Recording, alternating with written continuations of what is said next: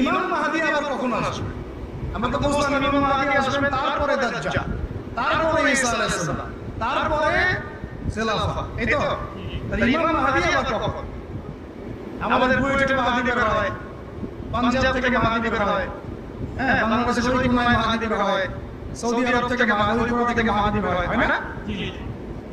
খুব ভালো করে মনে রাখবেন, যতক্ষণ এই বিশ্বে একটা মালহামা না হচ্ছে মাহদী আসছেন না। কথা কি? এই বিশ্বে যতক্ষণ একটা মালহামা না হচ্ছে মাহদী আসছেন না। তিনি আসবেন ফাতিমা রাদিয়াল্লাহু আনহার বংশ থেকে। কোন বংশ?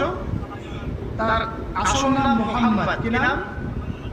তার নাক উঁচু, নাক একদম উঁচু, খাড়া, কপাল চওড়া, চেহারার গড়নটা আমাদের নবী সাল্লাল্লাহু আলাইহি ওয়াসাল্লাম। সুবহানাল্লাহ। তার বাবার নাম হবে আব্দুল্লাহ, তার মায়ের